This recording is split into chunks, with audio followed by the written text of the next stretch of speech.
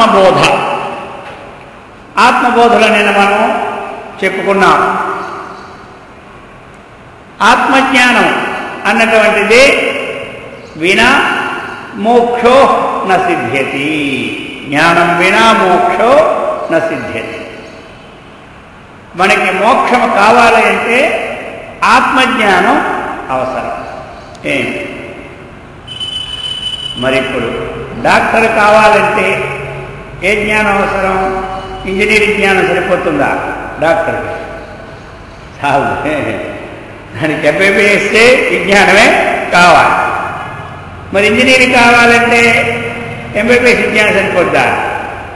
దీనికి ఇంజనీరింగ్ జ్ఞానమే కావాలి.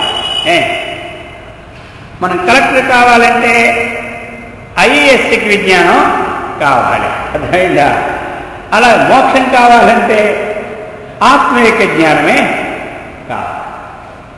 ఆత్మజ్ఞానం వినా మోక్షో న సిద్ధ్యతి అని చెప్పుకున్నాం. బోధో అన్య సాధనేభ్యో హి సాక్షాన్మోక్షైక సాధనం.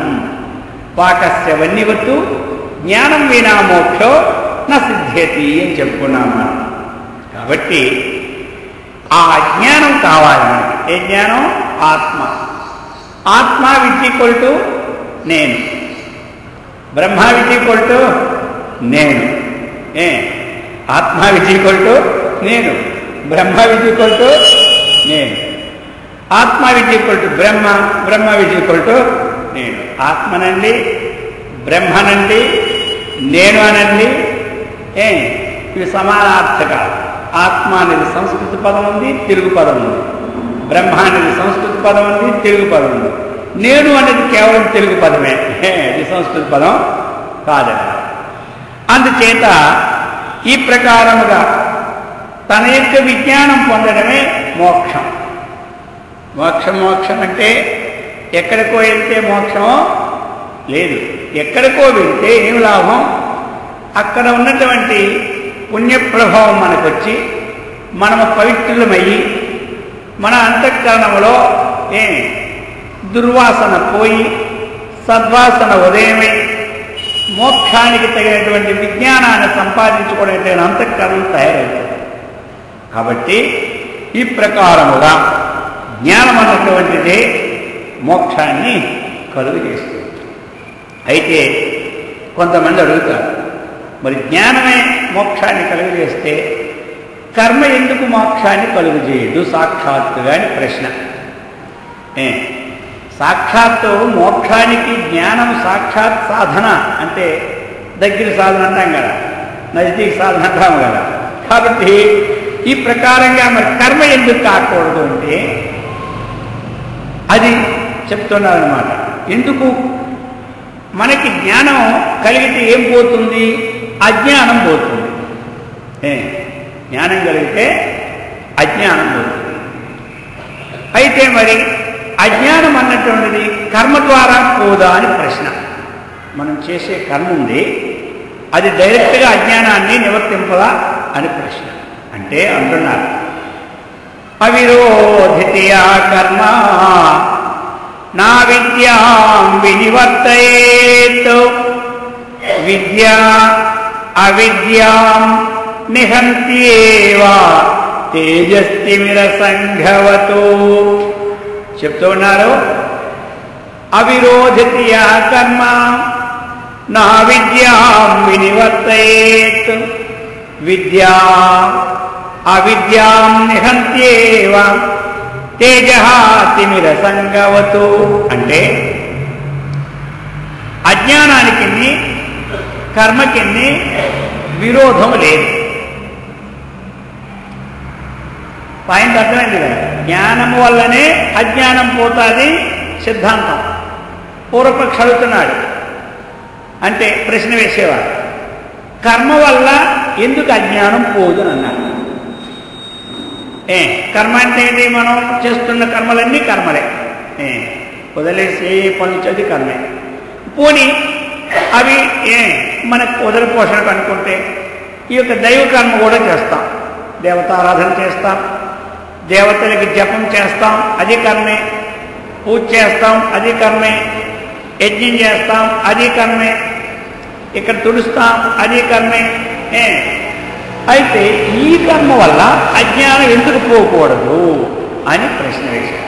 అంటే ఇప్పుడు చెప్తున్నాడు, కర్మకిన్ని అజ్ఞానంకిన్ని విరోధము లేదు. ఎక్కడ విరోధం ఉంటుందో అక్కడ పోతుందన్నమాట. అది కర్మ చేస్తాం, స్వర్గలోకానికి వెళ్తాం, మళ్ళీ ఇక్కడికి వస్తాం, ఇక్కడ మళ్ళీ శ్రీమంతుడి ఇంట్లో పుడతాం, మళ్ళీ అష్టైశ్వర్యులతో ఉంటాం, మళ్ళీ విడిచిపెట్టిస్తాం, మళ్ళీ స్వర్గలోకంకి వెళ్తాం, మళ్ళీ వస్తాం. అయిందా? పునరపి జననం పునరపి మరణం పునరపి జనని జఠరే చేయనే. ఇలాగ మన ప్రవాహం ఎన్ని కోట్ల సంవత్సరాల నుంచి వస్తుందో మనకేమీ తెలియదు. అర్థమైందా? ఎన్ని కోట్ల సంవత్సరాల నుంచి మనకు వస్తుందో మనకి తెలియదు. మనకు తెలిసేవి 3-4 తాతలు అంతే. అంతకుముందు తాతల గుర్తు కూడా మనకు ఉండదు. అది ఆ కాశీ వచ్చి గై దగ్గరికి వచ్చినప్పుడు ఆ పిండం పెట్టేది అడుగుతాడు, మీ తాత పేరు ఏం పేరు, మీ ముత్తాత పేరు ఏం పేరు, అదే గుర్తుండదు. ఇంటికి ఫోన్ చేసి చెప్తా ఉండండి అంటుంటారు. అర్థమైందా? ఇంకా వాళ్ళ ముత్తాతల పేర్లు ఎక్కడ గుర్తుండే మనకి. ఇప్పుడు మనకి ఎందుకు 20 మంది తాతలు ఉన్నారా లేదా? ఆ తాతలు లేకుండా మనం వచ్చినామా? ఇప్పుడు ఆ తాతల పేర్లు గుర్తున్నాయా? ఎవరికైనా గుర్తులేవు. అర్థమైంది కదా? ఇలాగ ఎన్నో జన్మలు చూస్తూ ఉన్నాం, పోతూ ఉన్నాం. కానీ తన యొక్క అజ్ఞానం మాత్రం పోవడంలే.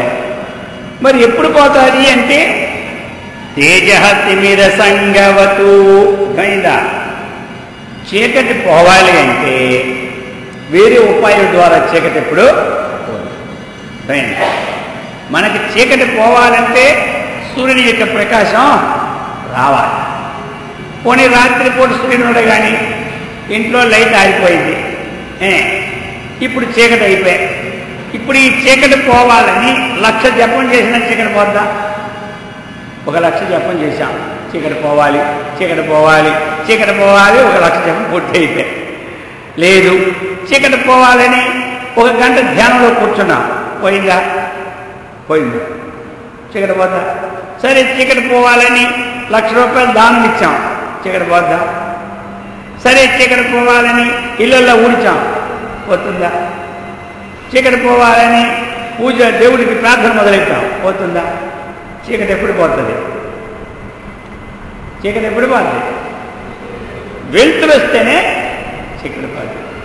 ప్రకాశం వినా చీకటి ఎప్పుడు పోతుంది. అలాగనే అజ్ఞానం పోవాలంటే జ్ఞానం అనే ప్రకాశం ద్వారాగానే పోతుంది. అర్థమైంది కదా? అజ్ఞానం పోవాలంటే జ్ఞానం అనే ప్రకాశం ద్వారానే పోతుంది. అందుకని ఆ జ్ఞానం మనం సంపాదించుకోవాలి ఈ జన్మలో. ఏ జ్ఞానం? ఆత్మజ్ఞానం. ఓహం, నేను ఎవడను, ఎక్కడి నుంచి వచ్చాను, ఎక్కడికి వెళ్ళాలి, రాకపోకలు ఎన్ని కోట్ల సంవత్సరాలు, రాకపోకలు లేని స్థానం ఉందా లేదా అన్నటువంటి విచారణ విజ్ఞానం వల్లనే మన యొక్క అజ్ఞానం పోతుంది. అది చెప్తున్నారు. కాబట్టి విద్య, విద్య అంటే ఏమిటి? జ్ఞానం. విద్య అంటే జ్ఞానం, అవిద్య అంటే అజ్ఞానం. విద్యాభ్యాసం అంటాం మనం. విద్యాభ్యాసం అంటే ఏమిటి? జ్ఞానాభ్యాసం. ఆ జ్ఞానం లౌకికము కావచ్చు, పారమార్థికం కావచ్చు. మొట్టమొదటి లోక సంబంధమైన విజ్ఞానం మనకు కావాలి. కాబట్టి మనం చక్కగా స్కూల్లో చదువుకుంటూ ఉన్నాం. ఆ విజ్ఞానాన్ని సంపాదించుకుంటూ శరీరాన్ని చక్కగా నడుపుకుంటూ తరువాత శరీరం నడిపించేవాడి యొక్క విజ్ఞానాన్ని పొందాలి. అర్థమైందా? దీంతో తృప్తి పొందకూడదు. ఈ శరీరాన్ని నడిపిస్తూ ఉన్నాడు లోపల నుండి. ఆయన బయట వచ్చి శరీరాన్ని విడిపెడితే ఈ శరీరం యొక్క లేవడం ఉండదు, కూర్చోవడం ఉండదు, కదలిక కూడా ఉండదు. ఉంటుందా? లోపల నుండి జీవి బయటికి పోయినాక ఏముంటుంది? ఇలా చేయెత్తే ఆ కింద పడిపోద్ది, అంతే. ఇలా ఎత్తితే కింద పడిపోతుంది. ఎందుకు? లోపలికి పోయింది. లోపల ఏదుందో అది ఆత్మ. లోపల ఏదుందో అది ఆత్మ. దాని తత్వాన్ని మనం తెలుసుకోవాలంటే పరిశ్రమ ఏమీ కాదు. దానికోసం మనం పెద్ద తపస్సు పనిలే. రోజు మనం ఈ ఆధ్యాత్మికమైనటువంటి విషయాన్ని చక్కగా ఒక అర్ధగంట, 1 గంట నలుగురు కూర్చొని చక్కగా మననం చేసుకోవాలి. శరీరం అంటే ఇది, ఇంద్రియాలంటే ఇవి, పంచకోశాలంటే ఇవి, అంతఃకరణం అంటే ఇది. దీనికి సాక్షి నేను కాబట్టి నాకేమీ అంతం. తామరాకు నీళ్ళలో ఉంటే నీళ్లు అంతనే విధముగా పరమాత్మ హృదయంలోనే ఉండి ఈ శరీరానికి సంబంధమైనటువంటి ఈ సప్తధాతువులైన రక్త మాంసాదులకు కూడా అంటివాను ఉన్నాడు. ఆ దివ్యం లేదు అన్నటువంటి విజ్ఞానాన్ని సంపాదించుకోవాలి. కర్మ చేస్తాం. అందంతమ ప్రవిశంతి ఏ విద్యాముపాసతే తతో భూయవతే తమో యావో విద్యాయాగం వ్రతాః అని శాస్త్రం చెప్పింది. ఎవరైతే కర్మ కంటే అధికమైనది ఇంకొకటి లేదు అన్నటువంటి, కర్మ అంటే యజ్ఞయాగాదుల కంటే అధికమైనది ఇంకొకటి లేదు అని తలంచుకోకూడదు. యజ్ఞయాగాదుల కంటే అధికమైనది ఒకటి ఉన్నది, ఆత్మజ్ఞానం. అలా తలంచుకోకుండా ఉన్నవారు, ఇది శాశ్వతం అనుకున్నవారు అందంతమ ప్రవిశంతి, అంధకార బంధువులమైన లోకాన్ని పొందుతారని. అర్థమైందా? అంటే అక్కడ అంధకారం అంటే చీకటి లోకం కాదు, స్వర్గలోకం వెళ్ళిపోతారు. అర్థమైందా? అక్కడ బ్రహ్మాండమైనటువంటి ఎస్టాబ్లిష్మెంట్ మనకు ఉంటుందన్నమాట. ఉండడానికి బ్రహ్మాండమైనటువంటి మంచి రూమ్స్ ఉంటాయి. అక్కడ మురుకుల నొప్పులు కానీ, కాళ్ళ నొప్పులు కానీ, కీళ్ళ నొప్పులు కానీ స్వర్గలోకంలో ఉండవన్నమాట. ఆకలి దప్పులు ఉండవన్నమాట. అమృత సేవనమే ఉంటుంది. అయితే అటువంటి దాన్ని అంధకారం అనే లోకం చెప్పింది శృతి. ఎందుకగా చెప్పామంటే, ఈ జన్మలో ఇక్కడ మనం 100 సంవత్సరాలు ఉంటాం. అక్కడికి వెళ్ళాక 500 సంవత్సరాలు 1000 సంవత్సరాలు ఉంటాం. ఎక్కడ? స్వర్గలోకంలో. 1000 సంవత్సరాలున్నా ఆత్మకు సంబంధమైన జ్ఞానం అక్కడ లేదు. ఎక్కడ? స్వర్గలోకంలో. అక్కడ బోధించేవాడే లేదు. కొత్తగా ఏదైనా కర్మ చేసి సంపాదించుకునేది ఏమి పుణ్యం కూడా అక్కడ లేదు. ఇక్కడే అన్నీ ఉన్నాయి. అర్థమైందా? క్షిప్రం హిమానుషే లోకే సిద్ధిద్భవతి కర్మజ. ఈ మానవ లోకంలో శీఘ్రంగా ఫలం ఉంది. స్వర్గలోకంలో అనుభవించడమే. తర్వాత అక్కడ సంపాదించుకునే ఉందా? ఇప్పుడు మనం ప్రధానమంత్రి అవుతాం. ఎక్కడ సంపాదించుకొని వెళ్తాం? ఎక్కడ? ఇక్కడే సంపాదించి వెళ్ళాలి. 5 ఏళ్ళ వరకు అది రోజు ఏమవుతుంటుంది? సరిగిపోతూనే ఉంటుంటుంది. స్వర్గలోకం కూడా అంతే అనమాట. రోజు సరిగిపోతూనే ఉంటారు. కొత్తగా సంపాదించి అక్కడేమీ ఉండదు. అయితే స్వామి ఇక్కడ మాత్రం సంపాదించుకుంటుంటారు, మొత్తం మళ్ళీ 10 ఏళ్ళు సరిపడమంటారు. ఇక్కడ అక్కడ మాత్రం ఏమి సంపాదించడానికి లేదు. స్వర్గలోకంలో అనుభవించడం వచ్చేయడం అంటే. ఎక్కడికి వస్తాం మళ్ళీ? ఇక్కడికి. శుచీనాం శ్రీమతాంగే యోగభ్రష్టోభి జాయితే. మళ్ళా మానవలోకానికి మనం వస్తాం. మరి వచ్చిన తర్వాత మళ్ళీ పోతాం. అర్థమైందా? సరే, ఉపాసన చేస్తాడు కొంతమంది. అంతకంటే 2 ఇంతలు మళ్ళీ ఊర్ధ్వలోకానికి వెళ్ళిపోతాడు. అక్కడ 1000 ఏళ్ళు ఉంటాడు ఆయన. ఈయన 5 ఏళ్ళు 500 ఏండ్లైనా ఆత్మజ్ఞానం ఇది లేదు. 1000 ఏళ్ళైనకి ఆత్మజ్ఞానం లేదు. అందుకనే ఆత్మజ్ఞానానికి అధికారం లేనటువంటి లోకాలు ఎంత పుణ్యభోగం ఉన్నా అవి అంధకారమైన లోకాలే కానీ ప్రకాశమైన లోకాల కావని చెప్తుంది శాస్త్రం. ఇది మనకు ఆత్మబోధ కదా. ఈ గ్రంథము ఆత్మబోధ. ఇది కొంచెం అర్థం అవ్వడానికే కఠినంగా ఉన్నట్టు ఉంటుంది. అర్థమైందా? ఇది అర్థం ఆవగింది చేసుకున్నా అశ్వమేధ యాగ ఫలం అనమాట. అర్థమైందా? అశ్వమేధ యాగం చేస్తే కొన్ని కోట్లు అవ్వాలి. అంత ఫలం అనమాట. అందుచేత ఈ ప్రకారంగా చెప్తున్నారు. మనం ఈ జన్మలో ప్రయత్నం చేయాలి. అలా చేసుకుంటూ చెప్తూ ఉన్న శాస్త్రం మనకి ఇంకా పరిచ్ఛిన్నైవా జ్ఞానాత్ తన్నాసే సతి కేవలః స్వయం ప్రకాశతే హ్యాత్మా మేఘాపాయే అంశుమానివా. ఇప్పుడు చూడండి, సూర్యుడికి ఎంత ప్రకాశం ఉంది. సూర్యుడు 12 గంటలప్పుడు మనం నిలబడితే మన తలకాయ ఎంత వేడెక్కిపోతుంది సార్, అంత ప్రకాశం. అయితే మరి కొంతమంది అంటారు ఆత్మ దివ్య ప్రకాశము కదా. ఎందుకని మనకి ప్రకాశించడం లేదు? ఆత్మ దివ్య ప్రకాశం కదా, అదెందుకు మనకు కనబడటం లేదు? మరి సూర్యుడు అంత ప్రకాశమైన అంత మేఘం వచ్చిందంటే సూర్యుడికి ఎదురుగా కనబడుతున్నాడు సూర్యుడు మనకి. మన నేత్రానికి ఆ సూర్యునికి మధ్యలో ఒక మేఘం అడ్డొచ్చిందంటే ఎంత ప్రకాశమైన సూర్యుని యొక్క ప్రకాశం ఉంటుందా లోకంలో? ఉండడం. ఇప్పుడు వర్షామేఘం వచ్చింది, అయితే సూర్యుని యొక్క ప్రకాశం తగ్గిందా? ఆయన ప్రకాశం ఎప్పుడూ తగ్గదు. ఆయన ప్రకాశం ఎప్పుడూ తగ్గదు. మేఘమేసి వర్షం పడుతున్నా ఆయన మాత్రం అక్కడ విరాజమానంగానే ప్రకాశిస్తుంటాడు. ఆ మేఘం లేకపోయినా అంతే. అలాగనే మనలో ఈ అజ్ఞానం అన్నటువంటిది మనలో ఉన్నప్పుడు మనకి ఆ ప్రకాశం కనబడకపోతున్నది. ఎలాగైతే మేఘం అడ్డు ఉన్నప్పుడు సూర్యుని యొక్క ప్రకాశం మనకు కనబడడం లేదు, ఆ విధంగా మనకి అజ్ఞానం అనేది అనేక జన్మల నుంచి వస్తున్న అజ్ఞానం అనేది మనం తీసుకోకపోతే ఆ అజ్ఞానం ఉండడం వలన ఆ పొర వల్ల లోపల దివ్య ప్రకాశం ఆత్మ సాక్షాత్కారం మనకి ఎవరికి రావడం. నీళ్ళ దగ్గరికి వెళ్ళాం, నీళ్లు నిండా నాచు ఉంటుంది. నాచు ఉన్నప్పుడు నీళ్ళు కనబడతాయా? కనబడతాయా? కనబడతాయి. నాచు పక్కగా తోస్తే నీళ్ళన్నీ ప్రత్యక్షం అవుతాయి. మేఘం పక్కకి వెళ్తే సూర్యుడు ప్రకాశమానం అవుతాడు. అలాగనే మన హృదయాకాశం అజ్ఞానంగానే మనం తీసామా ఈ యొక్క విజ్ఞానం ద్వారా, శాస్త్ర ద్వారా మనలో ఉన్నటువంటి దివ్యమైన పరమాత్మ మనకి ప్రకాశిస్తాడు. అది చెప్తున్నాడు. అందుకని స్వయం ప్రకాశతే హి ఆత్మా.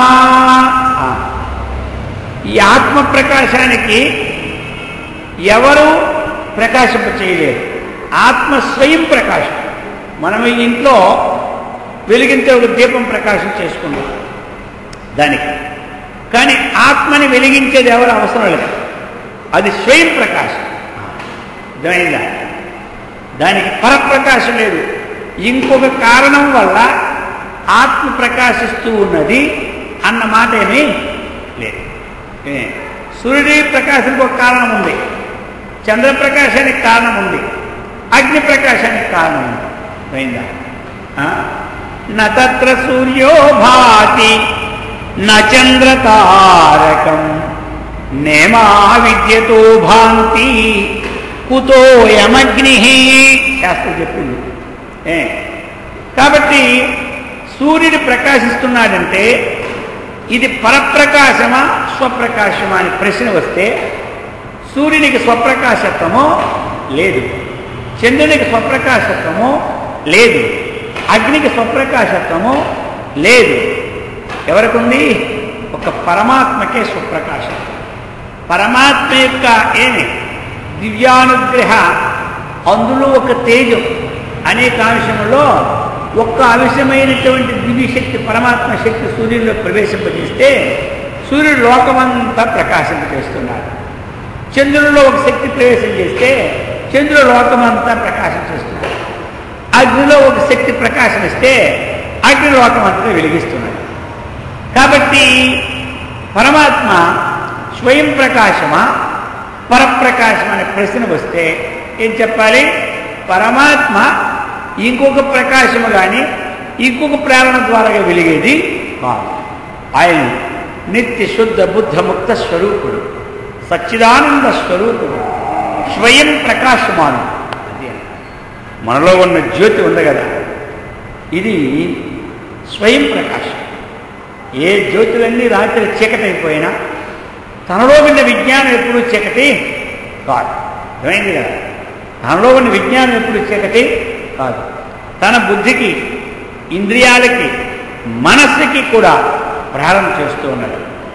ఎవరు? ఆ దివ్యశక్తి వల్లనే బుద్ధి కదులుతూ ఉంది, ఆ దివ్యశక్తి వల్లనే మనస్సు పనిచేస్తూ ఉన్నది, ఆ దివ్యశక్తి వల్లనే ఇంద్రియాలు పనిచేస్తూ ఉన్నాయి. కానీ అది కనపడదు. అర్థమైందా? అది కనపడదు, సాక్షిగా ఉంటుంది. అంతటికీ సమస్త లోకానికి ప్రకాశిస్తుంది పరమాత్మ. అది అందుచేత స్వయం ప్రకాశతే ఆత్మ మేఘాపాయి అంశుమానివా. పరప్రకాశము స్వప్రకాశం అంటే నిర్భయత్వంగా చెప్పాలి. ఆత్మ స్వప్రకాశము.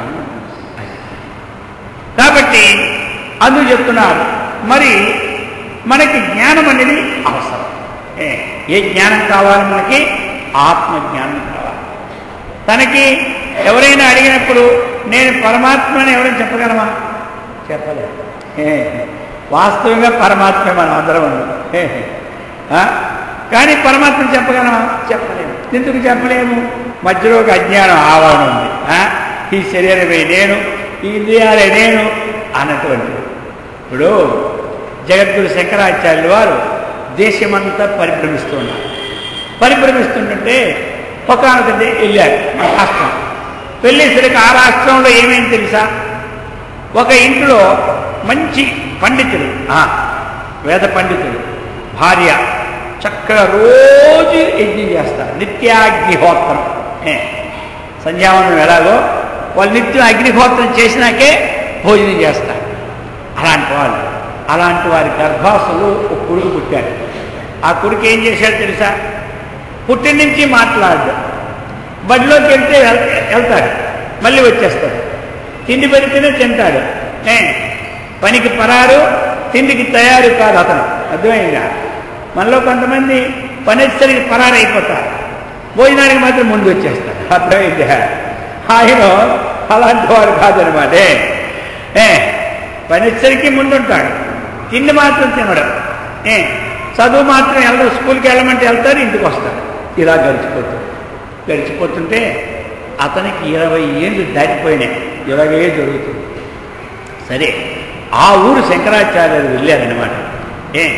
ఈ దిగ్విజయం చేస్తున్నప్పుడు వెళ్ళి ఓ చెట్టు కింద కూర్చున్నారు. వారు వెళ్ళి ఊరోళ్ళందరూ వచ్చారు, అందరికి దర్శనం ఇచ్చారు.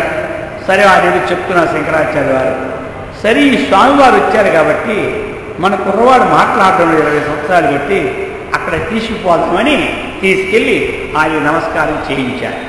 చేయిస్తే ఆయన అన్నాడు సంస్కృతంలో, త్వం కహా అని అడిగినాడు.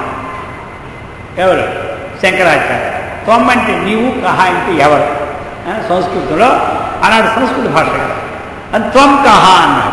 నీవెవడవు అని అడిగాడు.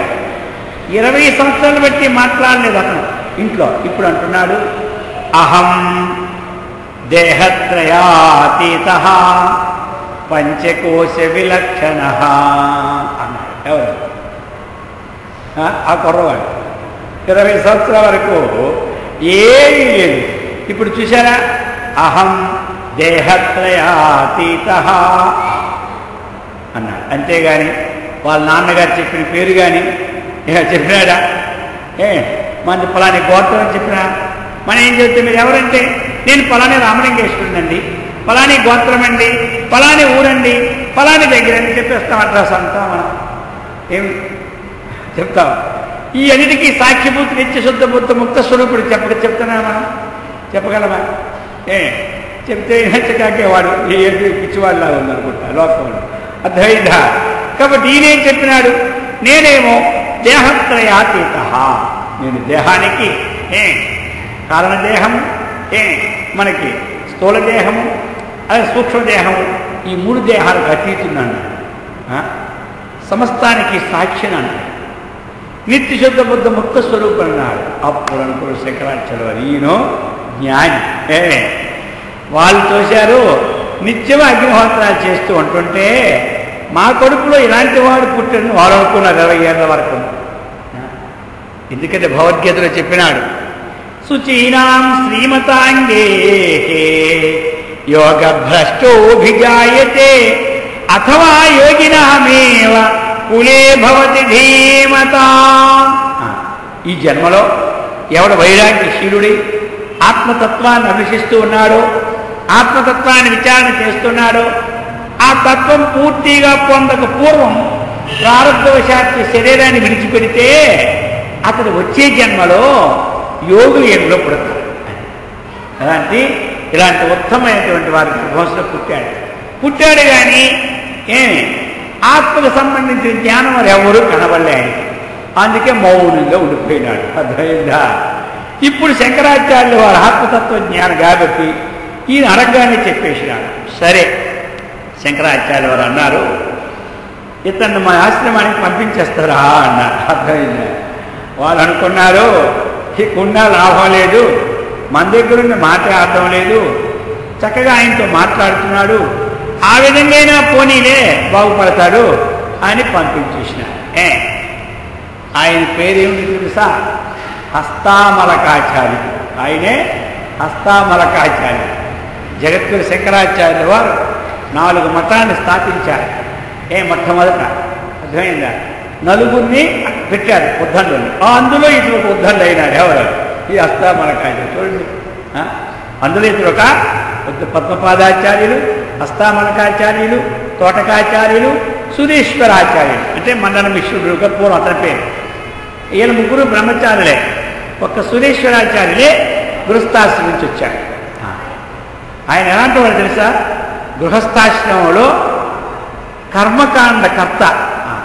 కర్మ కంటే ఎక్కువ ఇంకొకటి లేదు అని చాటి చెప్పేవాడు మండన మిశ్రుడు. ఆయన పేరు కర్మ సిద్ధాంతి. జైమిని సూత్రాల కర్మ సిద్ధాంత సూత్రాలని 4-5 వేలు రాసినాడు. ఆ సూత్రాలన్నీ చక్కగా ఆయన అవలోకించి ఈ యొక్క వేదం చెప్పిన కర్మే లోకంలో ముఖ్యమని చాటి చెప్పేవాడు ఎవరు? మండన మిశ్రుడు. అక్కడికి వెళ్ళాడు శంకరాచార్యులు. వాదోపవాదాలు జయించాలి కదా, మరి అద్వైత స్థాపన చేయాలి కదా. అంతటా పరమాత్మ ఒక్కడే, పరమాత్మకు అధికం లేని వాడు చెప్పాలి కదా. అందరూ ఒప్పుకుంటారా? చదువురాని వాడు ఒప్పుకుంటాడే కానీ చదువుచ్చుడు ఒప్పుకుంటాడా? చదువుచ్చినోడితో హోరాహోరీ వాగ్వివాదంతో జయించాలి. అప్పుడు మండన మిశ్రుడి దగ్గరికి వెళ్తే ఆయన అన్నాడు, అద్వైతం లేదు, గద్వైతం లేదు, ఉన్నది కర్మకాండ ఒక్కటే అన్నాడు. లేదు, కర్మకాండ అన్నంత వరకు కర్మాన్ని చిత్తశుద్ధి అర్థం, కర్మని చిత్తశుద్ధినే కలిగిస్తాయి, మోక్షానికి మాత్రం కారణం కాదని పెట్టి దాని మీద వాగ్వాదం వచ్చింది. వచ్చిన తర్వాత ఇప్పుడు సరే, ఒకటి నన్ను జయించాలి, ఒకటే చెప్పారు మండన మిశ్రుడు. శంకరాచార్యుల వారి ఇద్దరు పరస్పరం అనుకున్నారు. శంకరాచార్యులు అన్నారు, నేననే ప్రశ్నకి సమాధానం కరెక్ట్గా మీరు చెప్తే, అర్థమైంది కదా, అప్పుడు నేను ఏం చేస్తాను తెలుసా? మీ సిద్ధాంతానికి వచ్చేస్తాను, ఈ కాషాయవస్త్ర తీసి పక్కన పడేస్తాను, మీ కర్మ సిద్ధాంతం అంటాను. మీరనే సమాధాన ప్రశ్నలకి నేను సమాధానం చెప్పినట్లయితే, ఖండించి సమాధానం చెప్పినట్లయితే మీ కర్మకాండ సిద్ధాంతం అది నా దగ్గర సన్యాసిగా చేయాలి. ఇది మన ఇద్దరికి రాజీ. అద్వైత మీరు పూర్తిగా నా దగ్గర చేరాలి, నేను వదిలి మీ దగ్గర చేరాలి, రాష్ట్రించి అన్నారు. మరి యుద్ధంలో ఎవరు జయించారు, ఎవరు ఓడిపోయారు ఎవరు తెలుసు. అందుకని మండన మిశ్రుడు భార్య ఉభయభారతి సరస్వతి అవతారం. ఆవిడేం చేసింది, ఇక ఆవిడ్ని పెట్టారు. అమ్మ నువ్వు చెప్పాను, నేను చెప్పడానికి నాకు వంట భోజనాన్ని మీకు వండాలి కదా అని ఒక పూలమాల తీసుకొని, ఈ పూలమాల వేస్తా మీకు, నీకో మాల నీకో మాల, ఎవరి మాల వాడిపోతే మాల ఎవరిది వాడిపోతే వారు ఓడిపోయారని చెప్పేసింది ఆవిడ. అర్థమైందా? ఇక ఇద్దరికి వాగ్వేదాలు ఒక 40 రోజులు జరిగింది. 41వ రోజుకి తన భర్త అయిన మండన మిశ్రుడి మాల వాడిపోయింది. అర్థమైందా? అప్పుడు మండన మిశ్రుడు అన్ని వదిలిపెట్టేసి సన్యాసం తీసుకొని ఈ అద్వైతానికి వచ్చినాడు. చూసిన ఆనాడు ఎంత కష్టపడ్డారు జగద్గురు శంకరాచార్యుల వారు. అందరిలో ఉన్న ఆత్మ ఒక్కటే, ఈ ఆత్మ జ్ఞానం కంటే అధికమైనది లేదని సాటి చెప్పినట్టేమో వేద సిద్ధాంతాన్ని స్థాపించినారు. అందుకని ఈ విధంగా ఎందుకు అంటే ఆ తత్వం నేను పరమాత్మని తెలియాలి, చెప్పాలి ఇతరులకంటే సామాన్యం చెప్పగలము. ఈ విజ్ఞానాన్ని ఎవరికి వంట పట్టిందో ఒకటి చెప్పండి. నువ్వు ఎవరైనా అంటే స్టెథోస్కోప్ వేసుకొని అన్నీ ఉంది, ఎంబీబీఎస్ డాక్టర్ ధైర్యంగా నేను డాక్టర్ని చెప్తున్నా లేదా? డౌట్ ఉందా? నేను డాక్టర్ని అంటాను, ఇంత చదువుకోడు కాబట్టి అది డాక్టర్. ఇంజనీర్, నేను ఇంజనీర్ అని అంటాడు. నువ్వు ఎవరయ్యా? నేను ఇంజనీర్ అంటాడు. చూశారు, ఇప్పుడు వారి పేరు వేరేగా ఉంది, కానీ ఇప్పుడేమంటాడు? డాక్టర్. అలాగనే ఎవరు ఈ ఆత్మతత్వాన్ని చక్కగా తెలుసుకున్నారో, మనం పెట్టుకున్న పేరు ప్రత్యేకంగా ఉన్నా తను ఆత్మజ్ఞానం చెప్పుకోవడానికి అధికారం ఉంది. ఆత్మజ్ఞానం చెప్పుకోవడానికి అధికారం. ఎవడు ఆత్మజ్ఞాని అయినాడో వాడే మానవ జన్మలో ముక్తుడు. వాడే మానవ జన్మకు వచ్చినటువంటి పనిని చేసినట్టు. నా ధనేన నా ప్రజయా చెప్పేశాడు. ధనం 10,000 కోట్లు సంపాదించినా అతడు ఆత్మజ్ఞాని అనబడడు. 100 సంతానం ఉన్న ఆత్మజ్ఞాని వాడు. ఆత్మతత్వ సంబంధించిన జ్ఞానాన్ని పొందిన వాడే ఆత్మజ్ఞాని. అందుచేత నహి జ్ఞానేన సదృశం పవిత్రమహ విద్యతే తస్వయం యోగ సంసిద్ధ కాలేన ఆత్మని విందతి. జ్ఞానమునికి సమానమైన లోకం వైపు ఒకటి లేనే లేదు జ్ఞానానికి. కాబట్టి జ్ఞానాన్ని ఆర్జించాలి. జ్ఞానాన్ని ఆర్జించాలి. లోక విజ్ఞాన జ్ఞానాన్ని చక్కగా చదువుకోవాలి స్కూల్లో. తర్వాత ఆత్మకు సంబంధించిన జ్ఞానాన్ని కూడా ఆర్జించాలి. ఈ జ్ఞానం లేనివాడు ఆహార నిద్ర భయమైదునాని సామాన్యమేతత్ మనుష్య పశుభిన్నరాణ. ఆహారం ఆకలేస్తే మనము తింటాం, పశుపక్షాదులు తింటాయి. ఆహారంలో ఏమైనా తేడా ఉందా? ఏమీ తేడాలే. అర్థమైందా? ఎవరి ఆహారం వారికే గొప్పది. అర్థమైంది? ఎవరి ఆహారం వారికే గొప్ప. మనం అనుకుంటాం ఆ పశుపక్షాదులు ఆకులు తింటాయి, అవి వాటికే అమృతం. మనం పప్పు అన్నం మనకు అమృతం, రెండు ఈక్వలే. అర్థమైందా? ఒక పంది బురదలో ఉంది. నారద మహర్షి నుంచి వస్తూ ఉన్నాడు. అలాగా వస్తూ ఉంటే ఆ పంది బురదలో ఉందన్నమాట. ఆ పంది బురద పూర్వజన్మం కొన్ని పాపం వల్ల బురద పంది పుట్టింది. సరే, నారదుడు ఏం చేసినాడు? వస్తూ వస్తూ కొంచెం తీర్థం తీసి ఆ పందిని చల్లినాడు. సరే, ఇప్పుడు అది అడుగుతున్నాడు, అయ్యే నువ్వు ఎన్ని జన్మల నుంచి ఎందుకు మీరు ఉంటావు బురదలో? నువ్వు వైకుంఠాన్ని నేను తీసుకుపోతాను, వస్తావా అని అడిగారు. ఎవరు? నారద మహర్షి. ఆ పని అంటది వైకుంఠంలో ఈ బురద ఉంటే వస్తానంటది. అంటే ఇందులో ఉన్న ఆనందము వైకుంఠంలో లేదో చెబుతున్నారు అనమాట. మనకి ఏసీ రూమ్లో ఎటువంటి ఆనందమో ఆ పంది బురదలో ఉంది అంతే ఆనందం. అర్థమైందా? అందుకోసం ఇటువంటి బురద అక్కడ ఉంటే వస్తారంటారు. అర్థమైందా? ఈ ప్రకారంగా ఆ ఆనందం అన్నటువంటిది. ఒక ఇంట్లో ఒక భార్యాభర్తలు ఉన్నారు, పెద్దవాళ్ళు అయిపోయారు. కొడుకు కోళ్ళు ఉన్నారు. ఆయన తండ్రికి కొడుకు కోళ్ళు ఎప్పుడు పెద్ద అయినా తిట్టడం మొదలెట్టారు. వాళ్ళు అనుకున్నారు, ఆయన తండ్రి ఇంతకంటే ఎక్కడో పడిపోవడం మంచిది, మన ఎనుగుతులో కూతులో వీరి చేత మేము మాట్లాడకాయడం, చెట్టు కింద కూర్చొని రోజు ఏడవడం, సాయంకాలం ఇంటికి వెళ్ళిపోవడం, ఎందుకు వెళ్ళిపోవడం అని ఆలోచిస్తున్నారు. ఒకరోజు నారదుడు వారు వెళ్ళారు. ఎక్కడికి? ఆ వైకుంఠంలో వెళ్ళి విష్ణుమూర్తిని అడుగుతున్నారు, ఏమయ్యా విష్ణుమూర్తి, నీకు ఎన్ని రూములు ఖాళీ ఉన్నాయి? కనీసం 5-6 రూములు ఉన్నాయి ఎక్కడ వైకుంఠంలో. మానవ లోకంలో రూములు లేక బాధలు పడి చస్తూ ఉన్నారు కదా, వాళ్ళకు 4 రూములు ఇస్తే మంచిది కదా అన్నారు.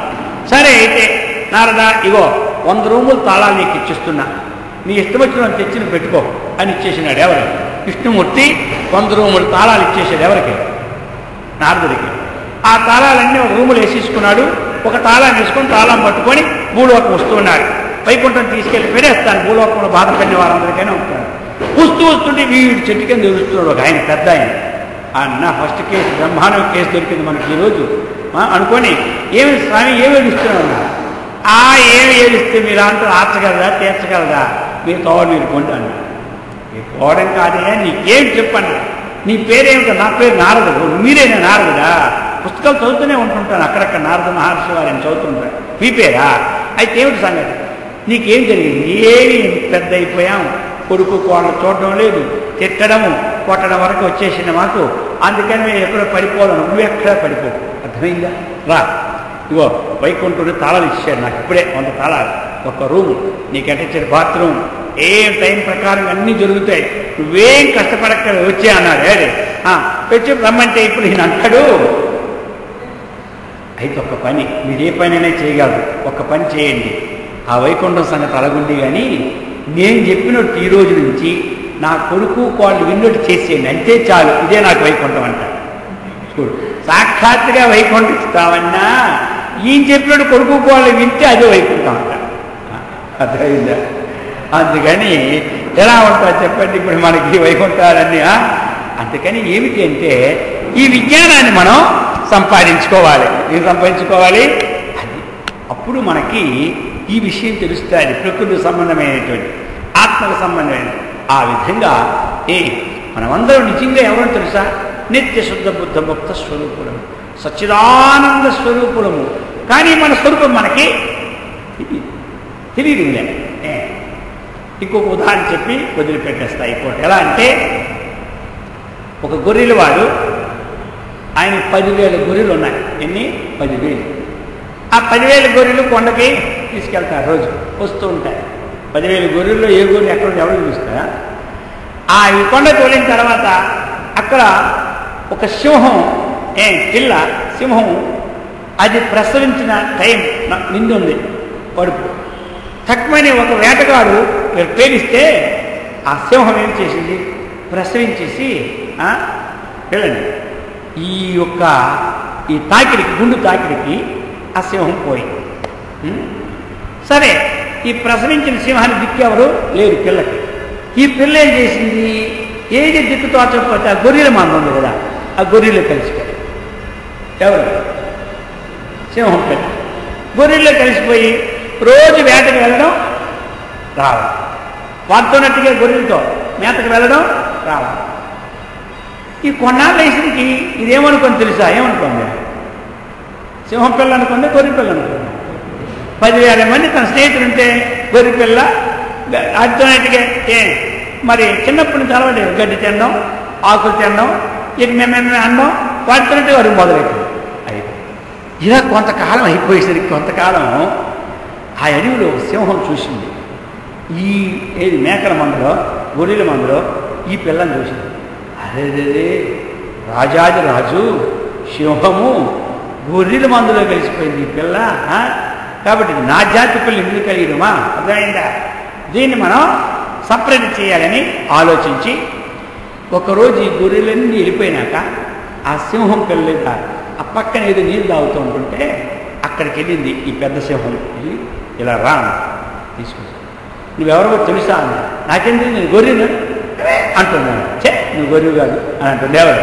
అది అయితే మరి నేను గొర్రెను, ఇగో నా గొర్రెలను చూడు ఎలా ఉంటాను. నువ్వు గొర్రెవు కాదు కదా. అప్పుడు నీటిలో తన ముఖం చూపెట్టింది.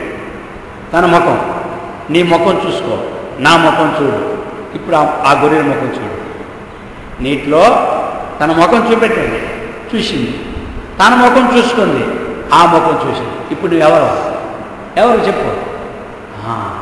గొర్రెలు కాదు, నేను గొర్రెలు. ఎవరు ఉంది ఇప్పుడు? సింహాన్ని అనుకోండి. అప్పుడు చూడు, సింహం పిల్లే, కానీ గొర్రెల్లో కలిసిపోయామనుకోండి. తన అజ్ఞానం వల్ల గొర్రెలు, కానీ వాస్తవంగా అది గొర్రె కాదు. అలాగనే మనం ఎవరము? నిత్య శుద్ధ బుద్ధము పరబ్రహ్మ స్వరూపులు. మనము ఇందులో కలిసిపోయి ఈ ప్రకృతిలో పుట్టి మాటకి వచ్చి మనం సింహం పిల్ల గొర్రెల్లో తెలిసిపోయి గొర్రె ఎలాగనుకుందో మనమందరం కూడా ఇందులో కలిసిపోయి నేను పలాని వాడిని చెప్పుకోవడమే కానీ యథార్థమైన విజ్ఞానం తెలుసుకోలేకపోతున్నాం. ఎలాగైతే ఆ పెద్ద గొర్రె చెప్పిందో అలాగే శాస్త్రజ్ఞానం ద్వారా, గురువుల ద్వారా తన స్వరూపాన్ని తాను తెలుసుకొని నేను పరబ్రహ్మని రావాలి. ఆ విజ్ఞానం కోసమే ఈ ఆశ్రమాలు కానీ, ఈ మఠాలు కానీ, ఈ దేవాలయాలు కానీ, ఈ మందిరాలు కానీ దానికోసం ఉపయోగం. అర్థమైందా? కాబట్టి ఈ ప్రకారంగా అందరం కూడా అటువంటి విజ్ఞానాన్ని పొంది సత్కర్మనిష్ఠులమై, భగవద్భక్తులమై, ఆత్మజ్ఞాన సంపన్నులమై బ్రహ్మానందంతో విరాజిల్లినట్లు ఆ గురుదేవుడు శ్రీకృష్ణ పరమాత్మ అందరికిచ్చి సదా రక్షించుగాక. ఓం సహనావతు సహనౌ భునక్తు సహ వీర్యం కరవావహై తేజస్వినావధీతమస్తు మా విద్విషావహై. ఓం శాంతి శాంతి శాంతి. హరి ఓం తత్సత్.